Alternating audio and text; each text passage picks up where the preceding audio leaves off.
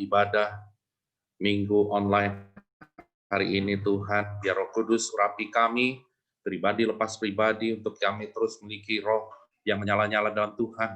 Apapun yang terjadi dalam hidup ini, kami teramat percaya Tuhan Yesus sangat baik, dahsyat, luar biasa dalam hidup kami. Terima kasih Tuhan, buat sepanjang hidup kami, Engkau telah berperkara dahsyat, Engkau telah menuntun kami untuk masuk di dalam rencana Tuhan yang dahsyat untuk memiliki hati yang sungguh-sungguh mengandalkan Tuhan, dan kami menjadi umat yang integritas di dalam firman-Mu Tuhan. Terima kasih Bapa, Roh Kudus, jamalah kami, pribadi lepas pribadi Tuhan, urapi kami, sebentar kami akan mendengarkan firman-Mu Bapa, biar firman Tuhan yang sebentar kami dengar ini menjadi rema dalam hidup kami, bukan hanya kami dengar saja, tapi kami lakukan dengan segenap hati kami, dengan segenap jiwa kami, dengan segenap akal budi kami, dan dengan segenap kekuatan kami.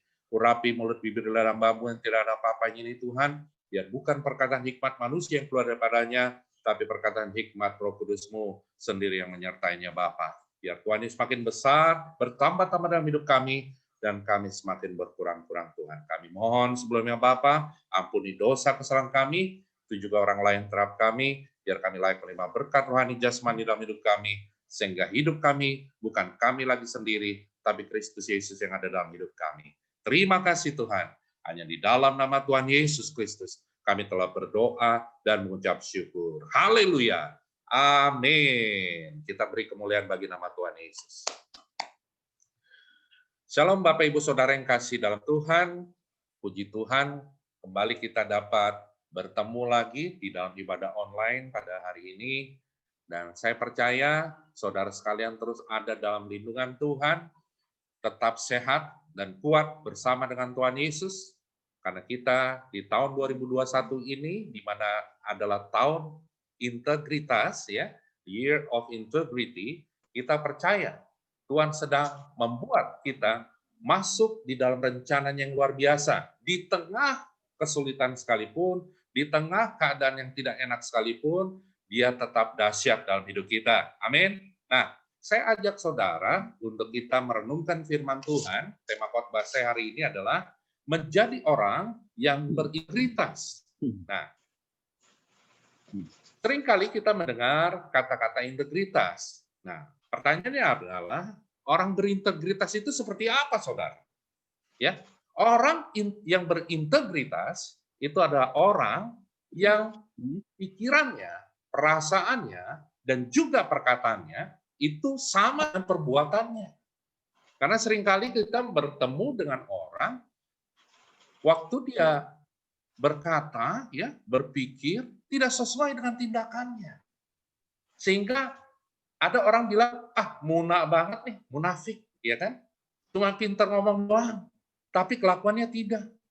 Sedangkan Tuhan mau waktu kita berkata-kata, ya, waktu kita menyampaikan suatu atau menyampaikan firman Tuhan atau kita menyampaikan suatu janji, kita harus tepati janji itu.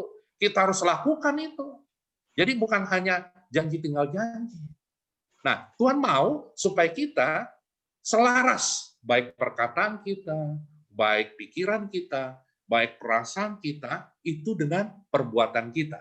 Nah, di Alkitab disebutkan bahwa orang yang berintegritas itu adalah orang yang memiliki hubungan atau pergaulan yang erat dengan Tuhan.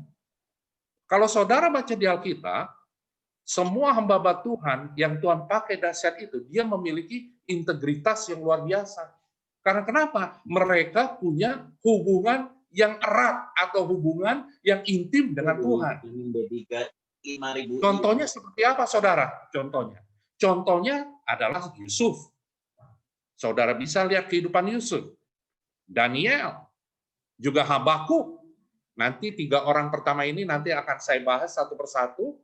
Integritas apa yang mereka miliki di dalam kehidupan mereka. Dan hamba Tuhan lainnya di Alkitab. Seperti Nuh, ya, Abraham, Daud, dan Paulus.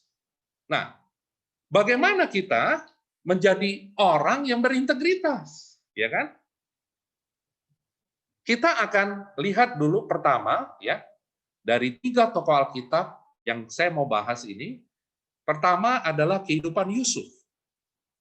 Saya ajak saudara kita baca dulu firman Tuhan ya di ayat Kejadian 39 ayat 3 sampai 4 dan ayat 9. Saudara baca nanti, saya akan baca buat saudara. Baca di Kejadian 39 ayat 3 sampai 4 dan ayat 9. Di situ dikatakan, setelah dilihat oleh tuannya bahwa Yusuf disertai Tuhan dan bahwa Tuhan membuat berhasil segala sesuatu yang dikerjakannya, maka Yusuf mendapat kasih tuannya dan ia boleh melayani dia. Kepada Yusuf diberikannya kuasa atas rumahnya dan segala miliknya diserahkannya pada kekuasaan Yusuf. Di ayat 9, di situ dikatakan, bahkan di rumah ini, maksudnya di rumah tuannya itu, ia tidak lebih besar kuasanya daripada aku. Dan tiada yang tidak diserahkannya kepadaku selain daripada engkau, sebab engkau istrinya. Ini berbicara kepada Potifar. Bagaimana mungkin aku melakukan kejahatan yang besar ini dan berbuat dosa terhadap Allah? Nah, kita akan melihat kehidupan dari Yusuf. Integritas apa yang kita bisa pelajari dari kehidupan Yusuf? Nah, kalau kita lihat tadi di pembacaan firman Tuhan, di situ dikatakan bahwa Yusuf dipercaya tuannya untuk mengurus rumah dan segala miliknya. Ya. Di sini kita bisa lihat bahwa Yusuf punya kesempatan untuk menyalahgunakan wewenang. Namun karena rasa hormatnya, jadi rasa hormatnya Tuhan, rasa hormatnya Yusuf kepada Tuhan, dia menolak diajak apa saudara? Diajak berzina dengan istrinya. Dan dia tidak menyalahgunakan wewenang atau kuasa yang diberikan tuannya kepada dia. Bisa nggak Yusuf menyalahgunakan wewenangnya? Apalagi ya itu seluruh isi rumahnya, segala milik tuannya di bawah kuasa Yusuf pada saat itu. Bisa nggak dia, boleh nih kayaknya deh, barang tuan gue kayaknya keren banget nih, saya ambil dulu deh, tilep satu-satu deh, toh juga dia nggak tahu, ya kan? Kan banyak itu barangnya dia. Ini kan saya dikasih uang nih sama tuan saya, saya kasih aja laporannya, misalnya gini, dikasih 1 juta, tapi yang dipakai cuma 500.000, dilaporkan 1 juta. Seringkali kan sekarang saat ini jadi trending topik ya, banyak orang seperti ini ya. Mereka dilaporkannya apa ya, yang realisasinya apa. Jadi realisasi tidak sesuai dengan apa yang dilaporkan. Jadi gini, dia mau membeli A, tapi tidak sesuai dengan kenyataan yang diadakan pada saat itu. Jadi kita seringkali mau membuat, yang penting asal Bapak senang, asal Ibu senang. Laporannya nggak benar juga nggak apa-apa deh. Tapi satu hal lagi, justru dikatakan di ayat 9, Yusuf juga diberikan kuasa lebih besar daripada tuannya. Karena kenapa dikatakan bahkan di rumah ini ia tidak lebih besar kuasanya daripadaku. Dan tiada yang tidak diserahkannya kepadaku selain daripada engkau, istrinya. Dia bisa nggak waktu itu diajak sama istri Potifar berzina? Dia tidak lakukan. Karena kenapa? Dia punya roh takut akan Tuhan. Dia punya integritas yang takut akan Tuhan. Dia miliki kejujuran untuk mengelola segala harta milik tuannya. Makanya di sini kita bisa belajar integritas apa yang dimiliki oleh Yusuf. Yusuf memiliki integritas yang di dalamnya ada kejujuran. Melalui kehidupan Yusuf ini kita belajar bahwa integritas dapat dipercaya, jujur dan setia pada hal yang benar itu yang Tuhan mau. Kita menjadi orang yang bisa dipercaya jika perkataan kita sejalan dengan perbuatan kita. Yusuf, dia bukan hanya teori tok. Yusuf dia kerjakan, dia lakukan sesuai dengan firman Tuhan. Makanya Yusuf tidak menyalahgunakan kekuasaan yang diberikan oleh Tuannya. Apakah hari-hari ini kita yang sudah dipercaya untuk misalnya menjadi seorang pengerja, menjadi seorang hamba Tuhan, menjadi seorang profesional, apakah kita sudah lakukan semuanya itu sesuai dengan firman Tuhan?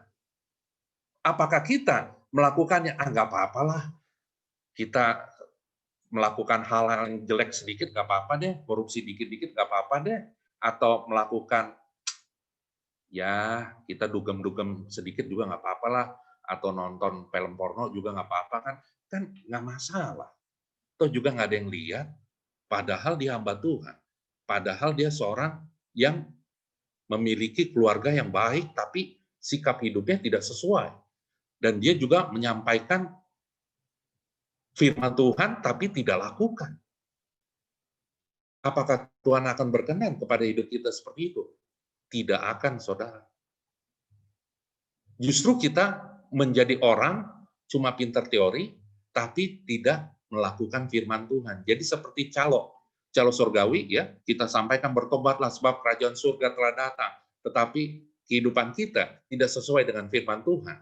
Justru kita kadang-kadang melakukan pelanggaran terhadap 10 perintah Allah, misalnya mencuri, ya, berzina, mengucapkan saksi dusta, ya, kita menganggap remeh kasih karunia Tuhan dalam hidup kita. Dulunya kita orang yang nggak benar, terus diselamatkan oleh Tuhan, kembali lagi kepada kehidupan yang lama. Sehingga kita bukan menjadi orang yang baru di dalam Tuhan, justru kita menyakitkan, menyalibkan kembali kasih karunia Tuhan dalam hidup kita. Nah, di sini kita belajar bahwa Yusuf adalah orang yang berintegritas. Integritas dalam kehidupan Yusuf itu berbicara mengenai kejujuran. Apakah hari-hari ini, di tahun 2021 ini, di tengah tekanan kita yang kita masih alami mungkin akibat pandemi ini, masih bisakah kita hidup jujur? Atau kita hidup setengah jujur aja deh, nggak apa-apalah, namanya juga kita lagi susah, kita buat aja deh acara, tapi kenyataannya acaranya tidak sesuai dengan apa yang dianggarkan, misalnya kan, atau ada suatu proyek yang harusnya nilainya sekian, tapi ternyata tidak sesuai dengan apa yang disampaikan di dalam proposal. Atau gini, nggak apa-apa dah, bohong-bohong sedikit, atau juga dia nggak tahu, kan kita punya ada 10 macam, ya kita bohongin aja 1 macam atau 2 macam, kan yang 8 nggak kelihatan, misalnya gitu. Apakah hari-hari ini kita masih melakukan seperti itu? Kalau saudara masih melakukan seperti ini, bertobatlah saudara. Karena Tuhan tidak main-main sekarang hari-hari ini. Tanda-tanda kedatangan Tuhan Yesus sudah sangat dekat. Apakah kita mau main-main dalam hidup ini? Justru Tuhan mau supaya apa yang kita perkatakan, apa yang kita lakukan, apa yang kita rasakan dan pikirkan harus selaras dengan apa yang kita lakukan dalam hidup ini. Orang yang berintegritas, orang yang terus memiliki hubungan yang intim dengan Tuhan, erat kepada Tuhan. Yusuf, dia tetap intim dengan Tuhan.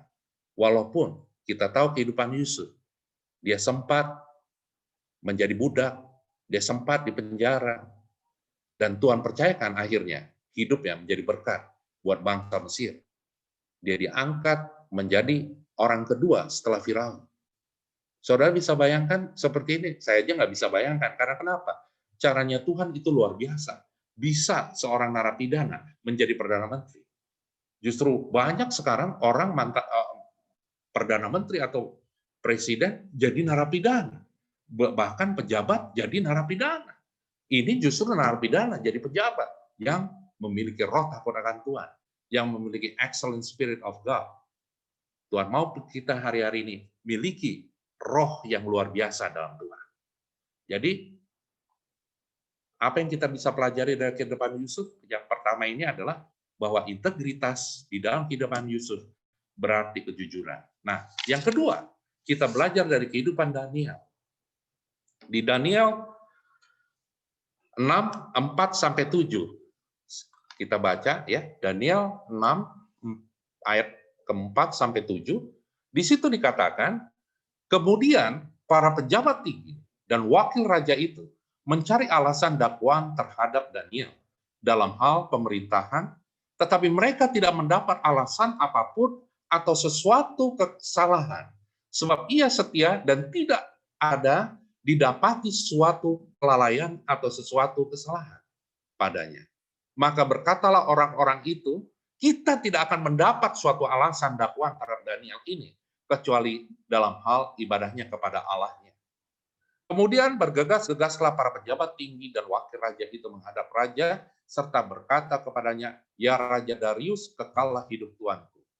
Semua pejabat tinggi kerajaan ini, semua penguasa dan wakil raja, para menteri dan bupati telah mufakat supaya dikeluarkan kiranya suatu penetapan raja dan ditetapkan suatu larangan, agar barang siapa yang dalam 30 hari menyampaikan permohonan kepada salah satu dewa atau manusia, kecuali kepada Tuanku ya Raja, maka ia akan dilemparkan ke dalam gua singa." Nah, di sini kita bisa belajar apa, saudara, dari kehidupan Daniel.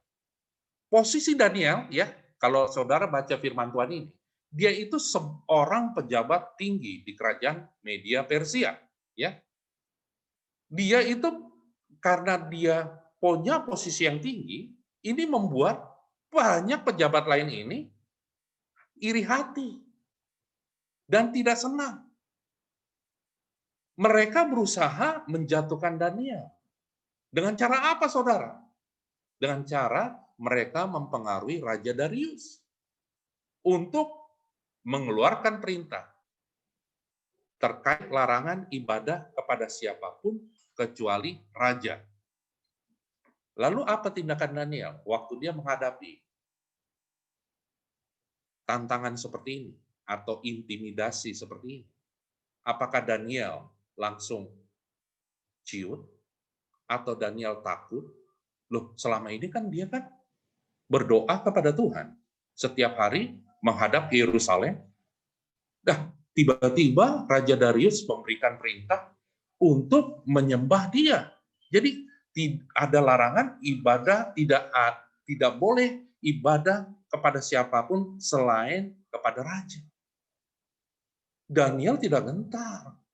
Daniel punya komitmen bahwa aku harus takut kepada Tuhan. Aku harus tetap menyembah kepada Tuhanku yang dia lakukan setiap hari. Di rumahnya, setiap hari 3 kali dia berdoa menghadap ke Yerusalem. Itu berbicara mengenai apa, saudara? Bahwa Daniel merupakan sosok yang memiliki integritas, ia teguh memegang komitmennya dan tidak menyembah kepada berhala.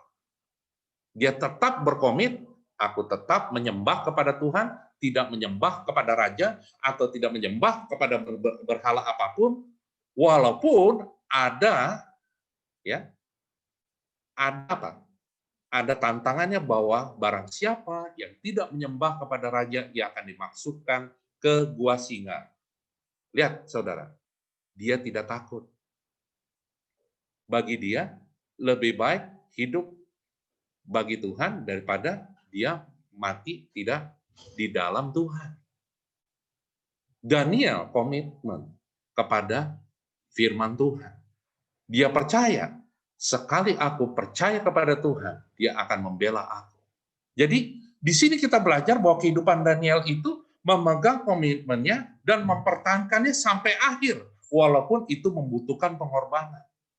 Pengorbanan batin, ya. Karena kenapa? Ditekan, ya, diintimidasi, dan dia juga difitnah.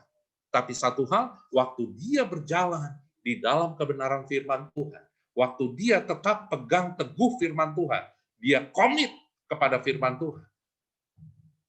Lihat, pembelaan Tuhan datang tepat pada waktunya. Ini yang perlu digarisbawahi. Waktu kita tetap berpegang teguh pada firman Tuhan, walaupun banyak orang di sekitar kita, misalnya ya, tidak berpegang teguh pada firman Tuhan. Lihat, pembelaan Tuhan kepada orang benar itu tepat pada waktunya luar biasa. Tuhan tidak pernah meninggalkan orang yang berharap kepada Dia. Tuhan tidak pernah membuat orang benar itu tergeletak. Dia jatuh, tapi dia akan terus naik dan tidak pernah turun. Dia akan menjadi kepala dan tidak menjadi ekor. Lihat, Daniel, dia pegang teguh firman Tuhan. Walaupun dia dimasukkan ke gua singa, dia tidak takut dan gentar. Justru yang terjadi, mujizat Tuhan terjadi. Singa-singanya tidak mencabik dia. Bahkan yang membuat khawatir adalah Raja Darius. Semalam-malaman dia nggak bisa tidur.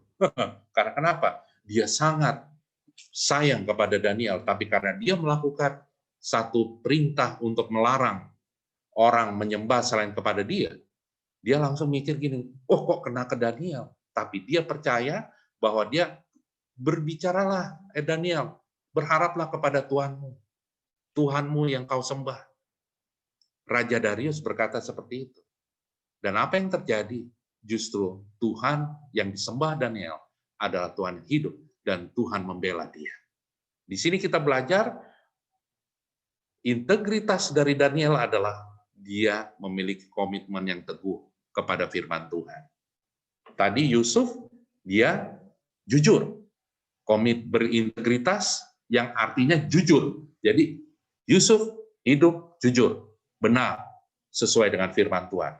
Daniel, dia komit kepada firman Tuhan. Dia tidak tergentarkan dengan situasi apapun, dengan keadaan apapun yang bisa membuat imannya jauh daripada Tuhan, tapi justru dia tetap pegang teguh firman Tuhan, dan dia percaya bahwa pembelaan Tuhan datang tepat pada waktunya, dan itu terjadi. Nah, yang ketiga, kita belajar dari tokoh Alkitab, yaitu Habakuk. Saya ajak saudara kita buka dulu firman Tuhan di Habakuk 1 ya sampai 3. Itu kita bisa lihat kalau saudara baca kitab Habakuk ini, nanti saudara baca aja kitab Habakuk 1 sampai 3 ya. Yang saya mau tekankan di ayat ke terakhir. Di situ dikatakan ya. Nah, di Habakuk 3 ayat ke-17. Ini kata-kata yang Habakuk katakan. Sekalipun pohon ara tidak berbunga, pohon anggur tidak berbuah, hasil pohon zaitun mengecewakan. Sekalipun ladang-ladang tidak menghasilkan bahan makanan, kambing domba terhalau dari kurungan, dan tidak ada lembu sapi dalam kandang. Namun aku akan bersorak-sorak di dalam Tuhan, beria-ria di dalam Allah yang menyelamatkan aku. Allah Tuanku itu kekuatanku. Ia membuat kakiku seperti kaki rusa. Ia membiarkan aku berjalan di bukit-bukitku. Nah, saudara bisa bayangkan kata-kata profetik atau iman yang dikatakan oleh Habakuk. Ini benar-benar kata-kata yang memberikan satu teladan bagi kita. Lihat, sekalipun pohon ara tidak berbunga. Jadi, sekalipun pohon anggur tidak berbuah, hasil pohon zaitun mengecewakan. Apakah hari ini sedang terjadi di seluruh dunia?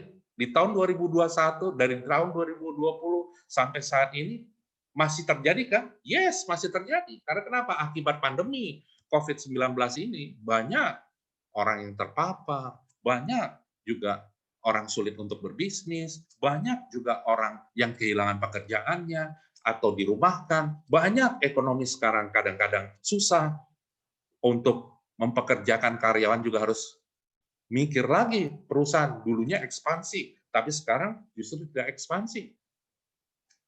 Justru yang dialami oleh Habakuk waktu itu saat ini juga sedang dialami oleh dunia hari-hari ini.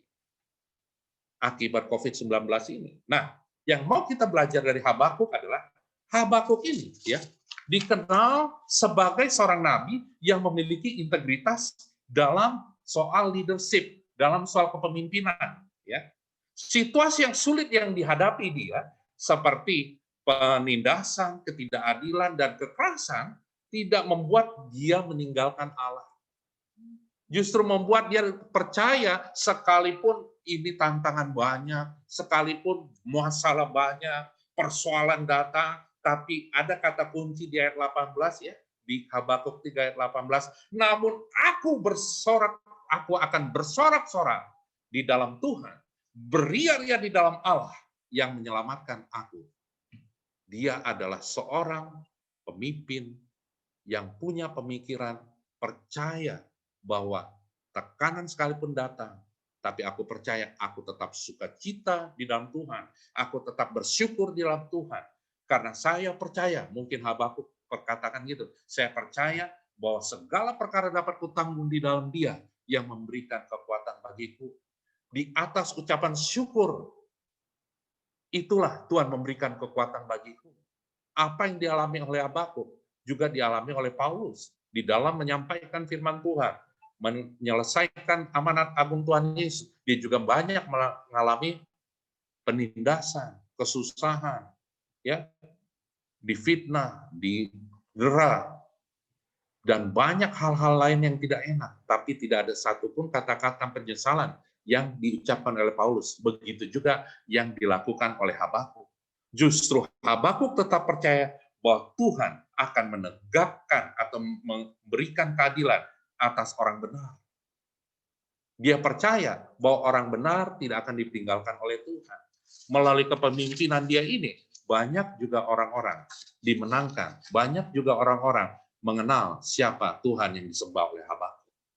Jadi, hari-hari ini kita banyak mengalami tekanan sekalipun. Tuhan mau supaya integritas kita di dalam firman Tuhan jangan sirna. Justru kita tetap percaya, tetap andalkan Tuhan, karena di dalam Tuhan, Yesus Kristus ada kepastian. Di dalam Dia ada pengharapan. Di dalam Dia ada kekuatan. Dan bersama Dia, kita akan melakukan perkara-perkara ajaib, perkara-perkara dahsyat, yang mungkin orang berpikir, nggak mungkin, lagi sulit kok hari-hari ini, mana mungkin dong, orang lagi susah, masa mujizat Tuhan masih ada? Saudara, mujizat Tuhan sampai detik ini masih ada. Permasalahannya adalah, masihkah engkau punya iman kepada Tuhan? Masihkah engkau memiliki integritas di dalam firman Tuhan? Masihkah engkau menjadi pelaku firman Tuhan? Atau hanya engkau tahu firman Tuhan tapi tidak melakukan? Atau engkau tahu kebenaran firman Tuhan tapi engkau tidak sungguh-sungguh percaya akan firman Tuhan itu? Saya percaya, bukan satu kebetulan bahwa tahun 2021 ini adalah tahun integritas. Ini adalah memang maunya Tuhan. Supaya kita di tengah tekanan, di tengah persoalan sekalipun yang tidak enak, kita tetap miliki integritas yang sungguh-sungguh dalam Tuhan. Sekali Yesus, tetap Yesus. Di dalam Dia, pasti kita akan memperoleh kemenangan, mujizat, pengharapan dahsyat, luar biasa. Haleluya! Biarlah firman Tuhan hari ini menjadi kekuatan rema bagi saudara. Saya undang saudara kita tutup dalam doa. Bapa, kami mengucap syukur buat firman-Mu pada pagi siang hari ini Tuhan. Biarlah firman-Mu ini yang telah kami dengar, ini menjadi rema bagi kami, yaitu orang yang memiliki integritas yang teguh dalam Tuhan. Bapa, hamba berdoa buat setiap umat-Mu yang ada di ibadah online hari ini, Engkau urapi mereka, Engkau pakai mereka dahsyat di tengah kehidupan mereka. Mereka menjadi garam dan terang. Mereka membawa terang Kristus. Hamba percaya Tuhan, pengurapan Tuhan sempurna menyertai mereka. Sehingga mereka, waktu mereka berpikir, waktu mereka berkata-kata, dan mereka juga melakukannya dengan perbuatan yang sesuai dengan firman-Mu Bapa. Integritas ilahi menyertai mereka, penyertaan Tuhan sempurna menyertai mereka. Hamba berdoa Tuhan, supaya mereka terus sehat, kuat dalam nama Tuhan Yesus. Mereka tidak mengalami sakit penyakit COVID-19. Mereka tidak mengalami krisis ekonomi. Mereka tetap terus naik dan tidak pernah turun. Menjadi kepala dan tidak menjadi ekor. Mereka menjadi berkat buat banyak orang.